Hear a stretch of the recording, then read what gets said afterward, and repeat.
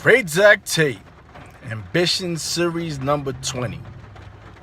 So we started this series in order to empower people, motivate them to start identifying what is their business, what is going to be their product, what is going to be their service, or for them to reach certain goals, primarily by following just a little more and getting their health together. So I'm going through my mind thinking of different things to discuss, and one that I forgot to discuss is your weakness. Sit back and evaluate this. What is your weakness? Answer that question. What is your weakness? If you know your weakness and you're starting a business and you're starting to make money and you're starting to make sales, do not ignore your weakness. The areas that you are weak at, hire somebody, get an intern, get some help, or form a partnership. Because if you know, for instance, I'm creative, I don't do well handling administrative stuff, paperwork, contacts, phone calls, answering back. I don't like people that much. So that is a weakness of mine. Unless I have to stop being creative and I'm just going to be the boss and do administrative. But trying to do both, I'm not that great at. I know that about myself. So in my business, what did I do? I formed a partnership with somebody who is 10 times stronger than me with contacting people, handling business, talking to people respectfully without an issue, having higher tolerance for people who are not business savvy. And she does a magnificent job at that because she identified what her strengths are, identified what mine was, and we also, most importantly, know what our weaknesses are. So I don't recommend, if you know you're a difficult person, to go out and get a partner who doesn't fully understand who you are. What I do recommend is that somebody, in some capacity, you could hire them, you can get an intern, or you can just offer them equity in your company and have them pick up where your weaknesses are. Now, some people start talking about trust. I don't believe in trust. I believe trust is a figment of your imagination. It's something that you continuously convince yourself of how another human being is going to conduct himself. I don't deal with that. My premise is I put you in a category based on what you have demonstrated. Before I decide to engage with you, I watch, observe, possibly test, question, or inquire things about your character, and based on what you demonstrate and show me, then I believe you are going to continue the same things. For me, trust is when you have this unrealistic expectation of what somebody else is going to do when you don't know what a person is going to be when they're 1,000 there. You don't know what they're going to become when they're 100,000 there. You don't know what they're going to become when they're a millionaire. So how you going to have trust in someone when you don't know them, and 9 times out of 10 they don't even know themselves? So I don't deal with the trust thing. It's not about trusting them with your product, your service, or your business. It's about you knowing your business well enough that if they double cross, you got something planned. And if they don't double cross, you're going to bless them tremendously. So in having a partner and having someone that's going to, you're not going to be foolish. You sit down, you evaluate your business, you set your goals. Now here's the greatest part of it all. If you follow this series, right? And you go out and you get you that whiteboard and you put that whiteboard against your wall, your office. I don't care if your office is in your bathroom. It's enough space.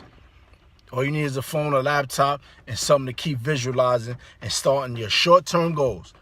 Here go my short-term goals. Here go my long-term goals. When you and that partner, that person, that intern, that employee start saying, did we reach this goal? What's our timeline?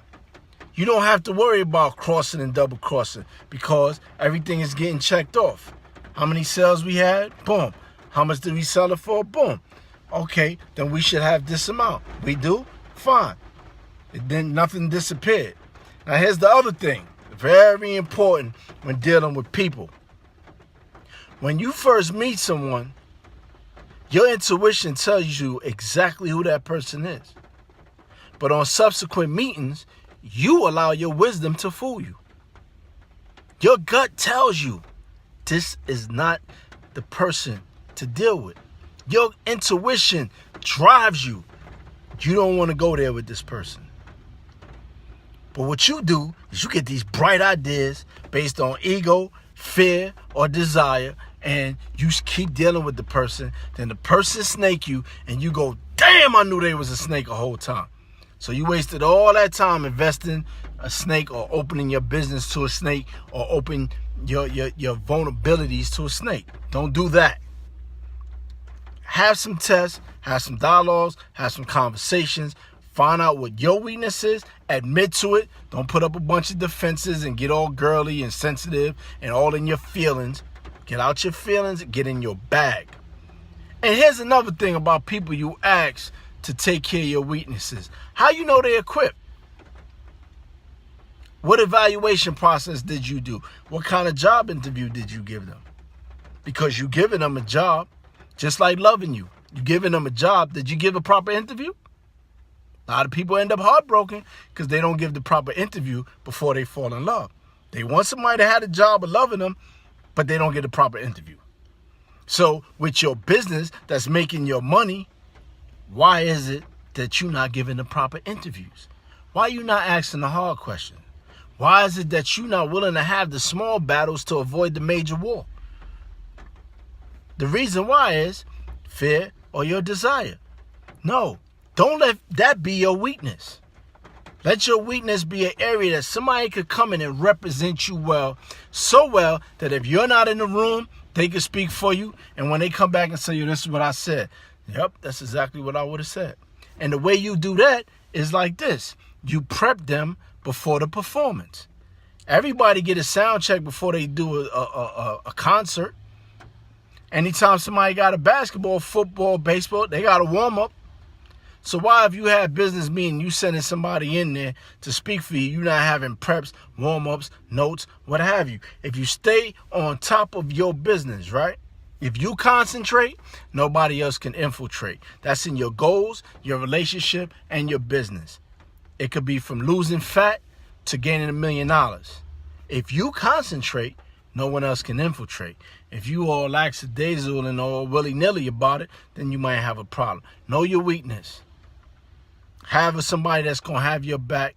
Make sure that person that has your back is strong where you are weak, or vice versa. It's very important if your business is going to succeed that you not. Here's another example. To all you males out there, if you know your weakness is flesh, do not hire that woman that you're going to be weak to your flesh, because no matter what, she's going to get it twisted at some point. Ladies, if you know your weakness is you don't know how to say no, you got to hire a nah dog. What is a nah dog? A nah dog is the guy that always say nah dog. Everybody knows when you go see him, he's going to tell you no. And she says, hey, go see so-and-so. That's her pit bull. He's going to say no because she's not comfortable with saying no. If it's your weakness, get with somebody to strengthen it. This is Great Zach Tate, Ambitious Series number 20. Let's handle our business. Go to YouTube, Great Zach Tate TV, subscribe, share, retweet, repost, tell a friend, tell a friend. Let's get this going. Let's get ambition going. Let's ignite people, get them on fire towards handling their business and stop procrastinating. Great Zach Tate. Have a wonderful weekend. Drink responsibly. Say a prayer. Be well. God bless.